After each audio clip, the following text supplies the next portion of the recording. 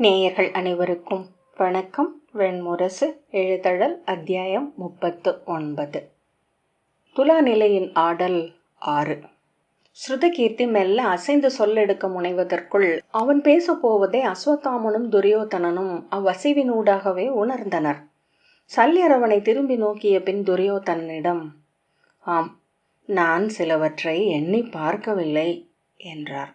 ஆனால் அச்சொற்றொடருக்கு நேர் எதிர் திசையில் அவர் உள்ளம் செல்வதை அவருடைய உடல் அசைவு காட்டியது. மீண்டும் அவர் ஸ்ருதகீர்த்தியை நோக்கிய போது அவர் விழிகள் மாறியிருந்தன. மீண்டும் அதில் குடிப்பெருமையும் ஐந்தர் பற்றும் கொண்ட தந்தை எழுந்திருந்தார். அதை உணர்ந்தவனாக துரியோதனன், பாரத வருஷத்தின் சத்திரியர்கள் தங்கள் பிளவுகளையும் வஞ்சங்களையும் மறந்து கைகோத்து நின்றிருக்கும் இந்த மாபெரும் அரணில் தாங்களும் முதன்மை சத்திரியராக நிற்க வேண்டும் என்று கோருகிறேன்.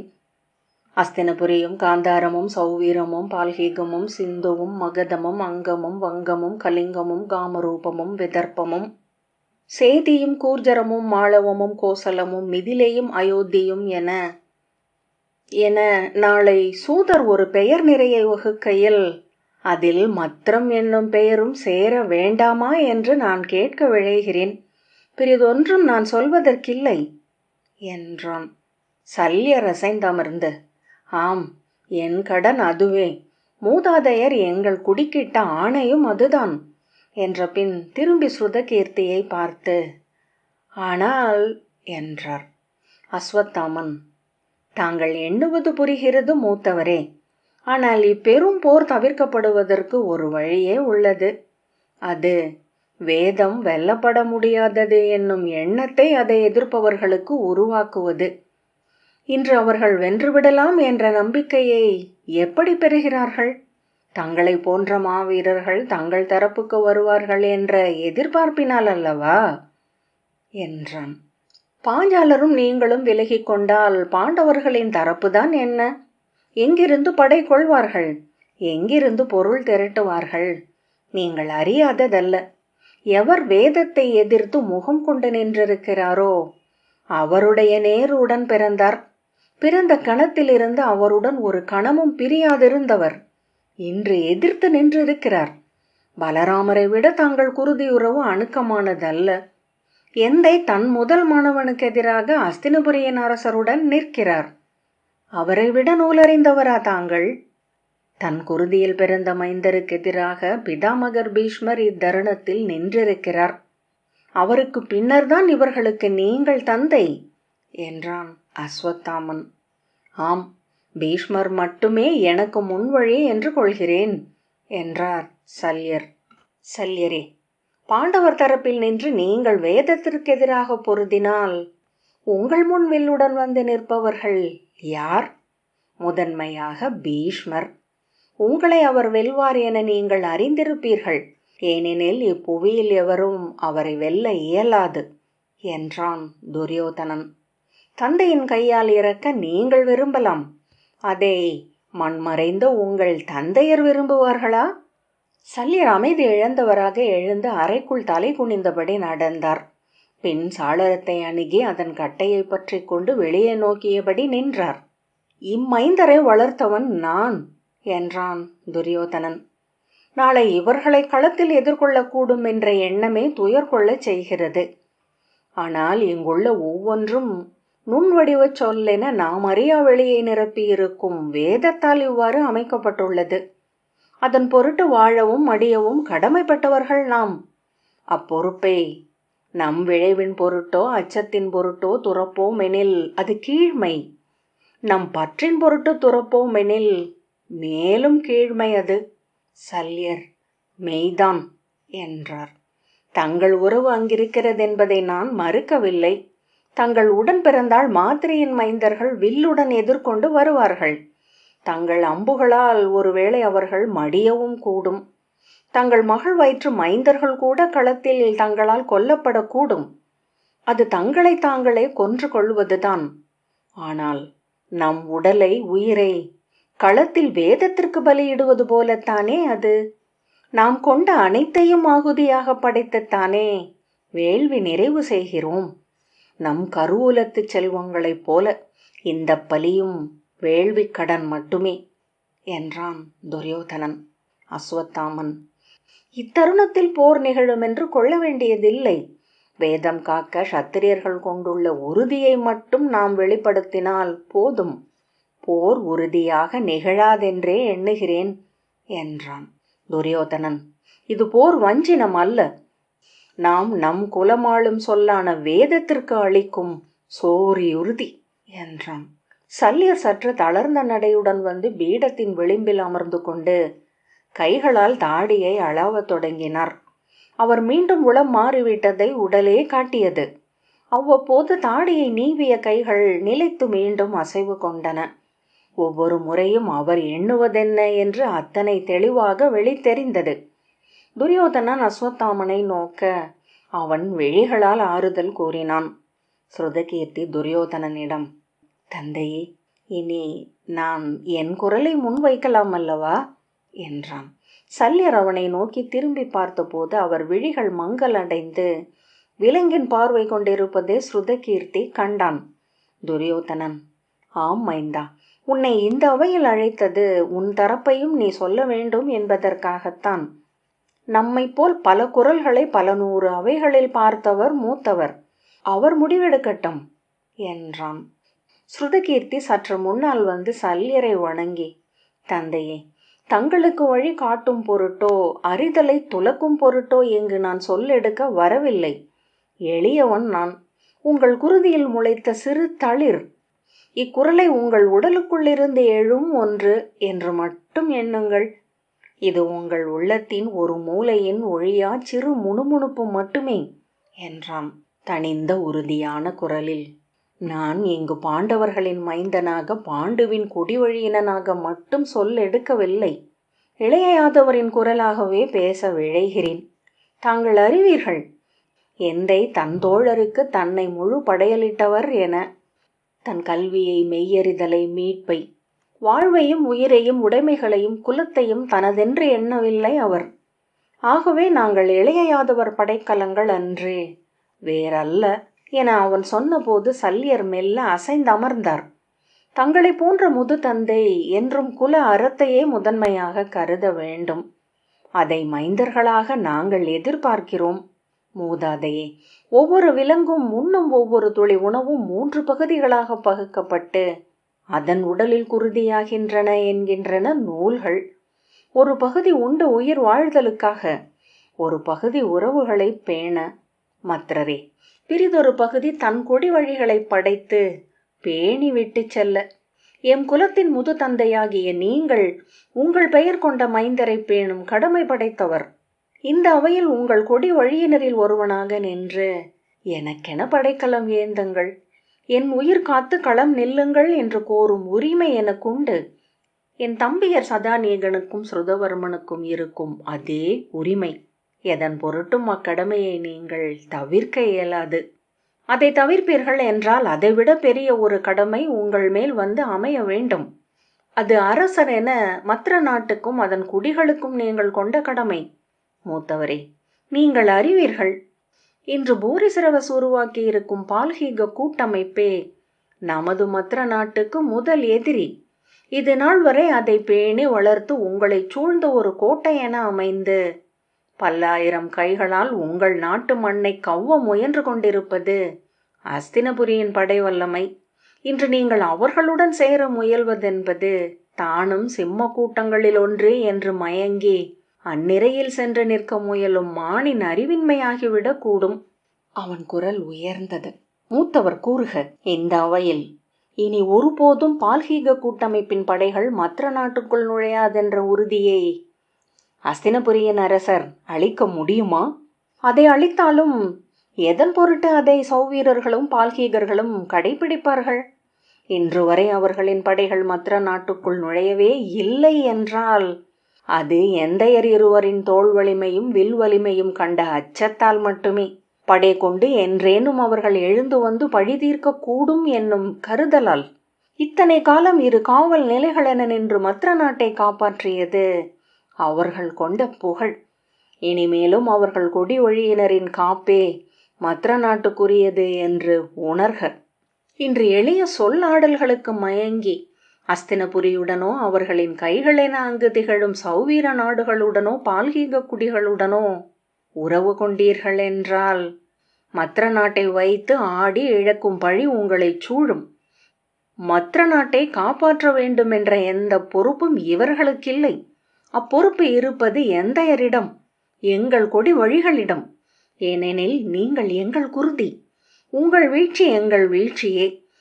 நீங்கள் அழிந்தால் தீரா பழி கொள்ள வேண்டியவர்கள் நாங்கள் மட்டுமே. மூதாதையே, நாளை இடையளவு நீரில் நின்று நீத்தாரை எண்ணி கையள்ளி நீரளிக்கையில் உங்கள் பெயரையும் உங்கள் தந்தை பெயரையும் சொல்ல வேண்டிய கடன் கொண்டவர்கள் நாங்களே. மற்ற நாட்டின் பொருட்டு பிறிதெவருடனும் நீங்கள் இணைய முடியாது. மற்ற நாட்டின் பொருட்டு நீங்கள் வந்து நின்று படைக்கலம் எடுத்து தோளினை கொண்டு களம் நிற்க வேண்டியது இந்திரபிரஸ்தத்துடன் மட்டுமே. மூத்தவரே, தாங்கள் அறியாததல்ல. எளியவன் சொல் மிகையாகும் என்றால் மடியில் அமர்ந்த குழந்தையின் கால் நெஞ்சில் பட்டதென்று மட்டுமே தாங்கள் கொள்ள வேண்டும். தன் குலக்கடனையும் அரசக்கடனையும் ஒருவன் துறந்து செல்லலாம் என்றால் அது வேத கடமையின் பொருட்டே. ஆம், க்ஷத்திரிய குடியாகிய தாங்கள் வேதத்தை நிலைநாட்டும் பொறுப்பு கொண்டவர். அதற்கென படைமுகப்பில் நின்றிருக்க வேண்டிய மூத்த வீரர்களில் ஒருவர், ஐயமில்லை. ஆனால் வேதம் தன் காவலென வகுத்த அந்த 56 நாடுகளில் மத்திரமும் ஒன்றா என்ன?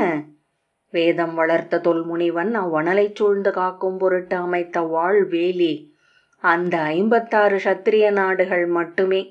நாம் வேத பயிர் விளைவித்து அறுவடை கொள்ளும் உழவரன்றி பிறர் அல்ல. வேதம் விளையும் பெருநிலம் என பாரத வருஷத்தை அமைத்தனர் முனிவர். வேதம் 100 மேனி என விளைந்தெழும் அமுதப்பயிர் என்கின்றன நூல்கள். இன்று வேதம் வளர்ந்து தென்கடல் எல்லைகளை முட்டுகிறது. மேற்கின் வன்பாலை நிலங்களை கடந்து செல்கிறது.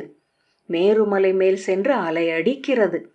இந்த 56 நாடுகள் அமைந்திருப்பது சைந்தவமும் காங்கேயமும் என அன்றிருந்த மூதாதையர் கண்ட நிலத்தில் மட்டுமே. பிற நிலங்களில் வேதம் காப்பது யார்? புதிய சத்திரிய குலங்கள் எழுந்து வர வேண்டாமா? பனிமலையிலும் தென்கடலின் அலைக்கரையிலும் வாளுடன் வீரர்கள் எழ வேண்டியதில்லையா? மூத்தவரே, அப்படி எழுந்த தொல்குடியில் இருந்துதானே மற்ற நாட்டு சத்திரியர் உருவானார்கள்.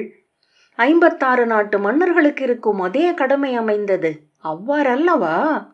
இவ்வாறு இதை பகுப்பதற்கு முன்னர் தொல்வேதம் புரந்த பண்டை மூதாதையர் 16 சத்திரிய குலங்களாக என் நிலத்தை பகுத்தனர். ஷோடச ஜனபதங்களின் தலைவர்களால் அன்று வேதம் காக்கப்பட்டது. முந்தை மூதாதை ஒருவன் 16ஐ 56 என்றால் இந்த 56ஐ 108 ஒருவன் எழுவதில் என்ன பிழை? இது இங்கு என்றும் நிகழ்ந்து கொண்டிருக்கிறது மத்திரரே. வேத அனல் விளைய இங்கே சத்திரிய குலங்களை அழித்தாக வேண்டும் என எழுந்த பரசுராமரின் குருமரபு இன்றும் உள்ளது. அனல் அழித்து அது தொல்குடியினரை சத்திரியர்கள் என அமர்த்தி கொண்டிருக்கிறது. அவர்களின் வாழ்முனைகளால் வேதம் நாம் அறியா நிலங்களிலும் தழைக்கிறது. பரசு ஆழியானது என்று கொள்க என்றான் ஸ்ருதகீர்த்தி. அதை ஏந்தியவர் வேதத்தை அழிக்கவில்லை, அதை கூர்தீட்டுகிறார். அறுவடை செய்கிறவனை வேளாண்மை அறியாதவன் பயிரை அரித்து அழிப்பவன் என்று எண்ணக்கூடும். அவன் விதை கொள்கிறான். 100 மடங்கு நிலங்களுக்கு அப்பயிரை கொண்டு செல்கிறான். இளையாதவர் வேத எதிரி அல்ல. வேதத்தை விதைகளென விரிக்க வந்த மெய்வேதத்தின் தலைவன். முனிவர்களில் வியாசன், அறிஞர்களில் கபிலன். அரசே, மன்னர்களில் அவர் பிருது. தாங்களோ நானோ அவர் அறிந்த வேதத்தை அறிந்ததில்லை. அவர் சென்ற தொலைவு செல்லும் சிறகுகள் நமக்கில்லை. ஸ்ருதகீர்த்தி தன் சொற்களினூடாக சென்று கொண்டிருந்தான். ஆனால் இங்கு நிகழும் இப்பூசல் வேதத்திற்கானதல்ல, வேதம் காக்கும் உரிமைக்கானது. அவ்வேறுபாட்டை தாங்கள் அறிந்தாக வேண்டும். வேதமே அழிந்தாலும் வேதம் காக்கும் உரிமையை பிறருக்கு விட்டுத்தர மாட்டோம் என்று எண்ணுகிறார்கள் இந்த 56 சத்திரியர்கள். வேதம் எவருக்கும் தனியுரிமை அல்ல. அது மெய்யறிவு என்றால் மானுடத்துக்குரியது என்கிறார் இளைய யாதவர். மூதாதையே, அது பாரத வருஷத்தினருக்கு மட்டும் உரியதல்ல. காபிரிகளுக்கும் பீதர்களுக்கும் யவனர்களுக்கும் சோனகர்களுக்கும் உரியது என்கிறார். வேதம் வளர வேண்டும் என்று எண்ணுபவர்கள் சென்றடைய வேண்டிய இடம் இளைய யாதவரின் தரப்பு மட்டுமே. இம்மூவகையிலும் உங்கள் கடமை ஒன்றே என்றான் ஸ்ருதகீர்த்தி. பிரிதொன்றை எண்ணினால் இந்த யுகம் அளிக்கும் நல்வாய்ப்பை இழந்தவர் ஆவீர். எண்ணி முடிவெடுங்கள். உங்கள் காலடியில் அமர்ந்து சொல்லுக்காக காத்திருக்கிறேன். அவன் சொல்லோட்டம் நின்றபோது அறைக்குள் அமைதி நிலவியது. துரியோதனன் முகம் மலர்ந்து அஸ்வத்தாமனிடம், இவன் இப்படி சொல்லாளுவான் என எண்ணியதே இல்லை உத்தர பாஞ்சாலரே. இவனை கற்பித்த ஆசிரியர்கள் அனைவரையும் அழைத்து பரிசளிக்க விரும்புகிறேன் என்றான். அஸ்வத்தாமன் அர்ஜுனனின் குருதி என்று சொல்லி புன்னகை செய்தான். சல்லியர் பெருமூச்சுடன் எண்ணம் மீண்டு, ஆம், மைந்தன் உரைத்தவை மெய்யே. 300 ஆண்டுகள் 56 சத்திரிய குடிகளின் அடிமை என்றிருந்தது எங்கள் குலம். என்றும் அவ்வாறு இருக்க இயலாதே என்றார் துரியோதனன். ஆனால் அக்குடிகள் முனிவர்களால் வகுக்கப்பட்டவை என்றான். சல்லியர், ஆம், வகுத்த காலத்தில் அது சரிதான். இன்று என் நாட்டின் பாதி அளவு கூட இல்லாத நாடு மிதிலை. எந்த அவையிலும் எனக்கு மிதிலைக்கு நிகரான அரியணை போடப்படுவதில்லை. என் படையில் 100ல் 1 கூட இல்லாத நாடு கோசலம். ஓர் அவையில் கோசல மன்னன் நுழைந்து அமர்ந்த பின்னரே நான் அமர முடியும் என்றல்லவா நெறிகள் வகுக்கின்றன என்றார் உரத்த குரலில். அந்நெறிகளை எனக்கு ஆணையிடுவது வேதம். ஆம், வேதம் அழியாதது, மாறாதது. வேதத்தின் பொருட்டுள்ள சடங்குகள் மாற்றப்பட்டாக வேண்டும். நெறிகள் விதிக்கப்பட்டாக வேண்டும். எல்லை விரிக்கப்பட்டாக வேண்டும் என்று சல்லியர் கூவினார். வருவது கலியுகம் என்கிறார்கள். அன்று மண்ணில் வாழும் ஒவ்வொன்றும் விரியும். எழுவன அனைத்தும் உச்சம் கொள்ளும். நன்றும் தீதும். அன்றும் நாங்கள் குறுகி மண்ணில் கிடக்கவியலாது. துரியோதனன், அர்ஜுனனின் மைந்தன் இத்தனை கூறிய சொற்களை சொல்வது எனக்கு எவ்வகையிலும் வியப்பில்லை. தந்தை தகுதியுடையவன் என்றால் மைந்தர்கள் அத்தகுதிகளுடனேயே பிறக்கிறார்கள். மைந்தனின் குரல் அளித்த உவகையை நான் மறைக்க விரும்பவில்லை என்றான். ஆனால் நான் கேட்க விரும்பும் ஐயம் இதுவே. நான் மைந்தனைப் போல வேதம் கற்றவனோ வேத முடிவு தெளிந்தவனோ அல்ல. என் ஐயம் மிக எளிது. தன் குலத்தின் மீது கொடி வழிகள் மீது அக்கறை கொண்ட அரசன் ஒருவனின் எளிய கேள்வி. அதற்கு இளையோன் ஸ்ருதகீர்த்தியே மறுமொழி சொல்லட்டும். ஸ்ருதகீர்த்தி தலை வணங்கினான். மைந்தா, இளைய யாதவன் முன்வைக்கும் அந்த வேதத்தில் அசுர வேதம் அடக்கமா? இல்லை என்றால் எதன் பொருட்டு வஜ்ரநாபனும் பாணனும் சம்பரனும் பிற அசுரகுடிகள் 100 அவனுடன் படை கூடியுள்ளனர்? இந்நிலத்தில் 1000 ஆண்டுகளாக அசுரரும் அரசரும் போரிட்டது வேதத்தின் பொருட்டே. வேதம் காக்க அவன் நின்றிருக்கிறான் என்றால் அசுரர்கள் ஏன் அவன் பின் படை திரண்டு நின்றிருக்கிறார்கள்? நேற்று மகாபலியின் பின்னால் அணி திரண்டார்கள். அதற்கு முன் ஹிரண்யாக்ஷனின் பின்னால், அதற்கு முன் விருத்திராசுரனுடன். அசுரர் திரண்டது அனைத்தும் வேதத்திற்கு எதிராகவே. மீண்டும் இன்று அவர்கள் ஒருங்கு திரண்டிருக்கிறார்கள். அதன் பொருள் என்ன? ஸ்ருதகீர்த்தி, அசுர வேதமும் நாராயண வேதத்தில் அடங்கியதே என்றான். எங்கோ அச்சொல் சென்று தாக்க சல்லியர் சினத்துடன் திரும்பி, அது எங்கனம்? அவர்களின் வேதம் எப்படி நம்முடையதாகும்? ஸ்ருதகீர்த்தி பணிந்து, தாங்கள் அறியாததல்ல மூத்தவரே. தங்கள் கல்வி எனக்கில்லை. இதை என் அறிவை மதிப்பிடும் பொருட்டு தாங்கள் கேட்பதாகவே கொள்கிறேன். மானுட உயிர்கள் அனைத்திற்கும் வேதம் அருளப்பட்டுள்ளது. விலங்குகளுக்கும் புழு பூச்சிகளுக்கும் கூட அவற்றுக்கான வேதம் இருக்கக்கூடும் என்று சாந்தீபனி மரபு கொள்கிறது. வேதங்கள் வேறுபடுவது அவற்றை விளங்கிக் கொள்ளும் இடத்தில்தான் என்றான். மெய்ப்பொருளை உணரும் போது வேதங்கள் ஒன்றாகின்றன. அனைத்து நதிகளும் கடலையே சென்றடைவது போல, அனைத்து இலைகளிலும் மரத்தின் சுவையே திகழ்வது போல, நுண்வடிவில் விதையில் உறைவது 1000 கிளை கொண்ட மரம் என்றெழுவது போல. மூத்தவரே, ஆருணியாகிய உத்தாலகர் தன் மைந்தர் ஸ்வேதகேதுவுக்கு சொன்ன மெய்மை இது. தோன்றும் இடத்தை கொண்டு நதிகளை புரிந்து கொள்ளலாம். விண் துழாவுகின்றனவா மண்ணில் கவ்வியுள்ளனவா என்று வைத்து மரத்தையும் புரிந்து கொள்ளலாம் மூத்தவரே. கடலை புரிந்து கொள்வதற்கு புலன்கள் போதாது.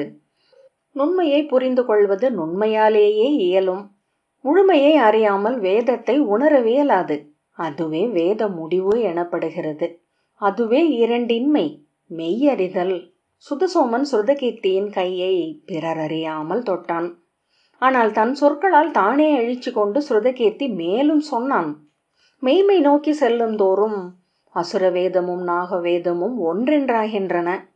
அவ்வொருமையில் நின்று அனைத்தையும் ஒன்றிணைக்கும் அறிதல் இளைய யாதவரின் ஆழத்தில் நிகழ்ந்துள்ளது. அதுவே துவாபர யுகம் எனும் மரத்தில் விளைந்த கனி. அதை சொல்லிக் கொண்டிருக்கையிலேயே சுத்தசோமன் ஏன் தன் கையை தொட்டான் என்று புரிந்து கொண்டான். அவன் குரல் தழையத் தொடங்கியது. சல்லியர் அவன் சொன்னதை சற்றும் புரிந்து கொள்ளவில்லை. புரியாதவற்றை இளையோர் சொல்லி கேட்கும் முதியவர்களைப் போல அவர் சினம் கொண்டார். நாம் நூலறிந்தோரோ மெய்யுணர்ந்தோரோ அல்ல தந்தையே. நம் எல்லைக்குள் நின்று நாம் அவரை புரிந்து கொள்ள முடியாது என்றான். உடல் மெல்ல நடுங்க. என்ன உளறிக் கொண்டிருக்கிறாய் என உரக்க கூவியபடி சல்லியர் எழுந்தார். வேதங்களின் மெய்யறிவதற்கு அவன் என்ன ரிஷியா? கன்ரோட்டி வாழ்பவன். தன்னை கற்று கடந்தவன் என்று எண்ணிக்கொள்கிறானா என்றார். சுதசோமனின் கண்கள் மாறுபட்டன. மூதாதையே, நான் சொல்லும் சொற்கள் இளையாதவரின் காலடியிலிருந்து எழுந்தவை. அவர் அடியமர்ந்த தந்தையரின் மைந்தன் நான் என்றான் ஸ்ருதகீர்த்தி. அவன் குரல் நடுக்கத்துடன் தணிந்தமையால் சல்லியர் மேலும் வெறி கொண்டார். யாரவன்? யாரவன்? வேதம் உசாவப்படும் அவை நின்று பேசும் தகுதி யாதவனுக்கு எப்படி வந்தது? ஞானியர் அறிந்த முழுமையை தான் அறிந்தேன் என்று நடிக்கும் வீணனை எப்படி ஒப்பியது பாரத வருஷம்? அவன் ஆணவத்தைக் கண்டு அறிந்தோர் நாணவில்லையா என்ன? அறியாது முன்னகர்ந்து சல்லியரை தடுக்கும் பொருட்டு கை நீட்டினான் துரியோதனன். அதனால் மேலும் தூண்டப்பட்டு, அவன் எவன் என்று நான் அறிவேன். பிடிப்பட்ட திருடன் நகர்காண வந்த அரசன் என்று நடிக்கிறானா? கேழ்மகன், தன்னை 1000 தலை கொண்ட சேடன் என்று எண்ணித் தருக்கும் புழு என்றார் சல்லியர். அச்சொல்லொழுக்கை தன் இடையிலிருந்து வாளை உருவிய ஒலியால் நிறுத்திய ஸ்ருதகீர்த்தி, அடே மலைமகனே, இனி ஒரு சொல் எழுமென்றால் இங்கேயே உன் இழித்தலையை கொய்து தரையிலிட்டு உதைப்பேன். முகத்தில் அறையப்பட்டவர் போல சல்லியர் திகைத்து ஓர் அடி பின்னால் வைத்து வாயை திறந்து சமைந்து நின்றிருக்க, உருவிய வாழ்க்கையில் இருந்து நடுங்க ஸ்ருதகீர்த்தி முன்னால் வந்தான். விழி நனைந்து மின்ன உதடுகள் நடுங்க ஓங்கிய குரலில் கூவினான். மூடா, கீழ்மகனுக்குரிய அறிவின்மையை சொல்லென இங்குரைத்தாய். யார் நீ? இன்றிலிருந்து நாளை உடையும் சிறு குமிழி, என்றும் இமயமலை முடிகள் போல மானுட குலங்களின் மேல் நின்றிருக்கும் என் தலைவனை நான் உழைத்து ஒரு சொல் உரைக்க எப்படி துணிந்தாய்? அர்ஜுனனின் மைந்தன் முன்னின்று கண்ணனை சிறுமை செய்யும் எண்ணம் எழுந்தமையாலேயே என்றேனும் ஒரு களத்தில் உன் நெஞ்சறுக்க பாண்டவரின் வாளி எழும். உன் களவீழ்ச்சி குறிக்கப்பட்டு விட்டது. உள்ளிருண்டவனே, ஞானம் என்று எதை அறிவாய்? உன்னுள் உரைத்திருக்கும் அந்த எளிய ஆணவத்தை மட்டுமே. இருந்து மறைந்த எண்ணிலா கோடிகள் கடக்க முடியாத அழுக்கு நதி அது. அதற்கப்பால் நீ அறிந்ததுதான் என்ன? சல்லியர் கால் தளர்ந்து கை துழாவி பீடத்தின் விளிம்பை பற்றி அமர்ந்து கொண்டார். துரியோதனன் ஏதோ சொல்ல முனைய அஸ்வத்தாமன் அவனை பிடித்து நிறுத்தினான். என்னடா எண்ணினாய்? உன் துணை இல்லையேல் மெய்மை வெல்லாதென்றா? அறிவிலியே, மெய்மையின் பக்கம் நிற்க வேண்டும் என்று உன்னிடம் வேண்ட வந்தது எங்களுக்காக அல்ல, உனக்காக. உன்னை கொன்று வீழ்த்தும் பழி எங்கள் கைகளுக்கு வரக்கூடாதென்பதற்காக. நீயோ உன் குடியோ, இதோ இங்கிருக்கும் என் தந்தையோ அவரை சார்ந்த அரச குடியோ என் நிலத்தில் வாழும் க்ஷத்திரியர்கள் அனைவருமோ, ஏன் இம்மண்ணில் இன்று வாழும் மானுட குடிகள் அனைவருமே எதிர்த்து நின்றாலும் வெல்வது பீலி சூடியவனின் நாவில் எழுந்த சொல் மட்டுமே. அதில் எனக்கு எந்த ஐயமும் இல்லை. திரும்பி அவர்கள் அனைவரையும் நோக்கி அவன் சொன்னான். அறிக, வெல்லும் சொல் ஒன்றே. இவ்வாறு புவி பிளந்து குருதி பெருக்கித்தான் அது மண்ணில் எழும் எனில் அதுவே நிகழ்க.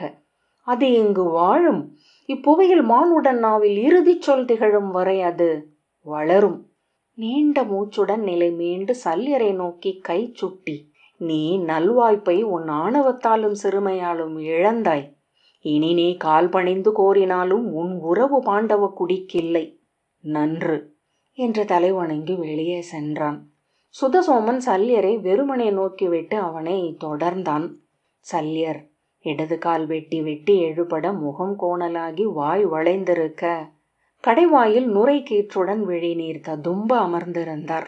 எழுத்தழல் 39வது அத்தியாயம் இத்துடன் நிறைவு பெற்றது. நன்றி.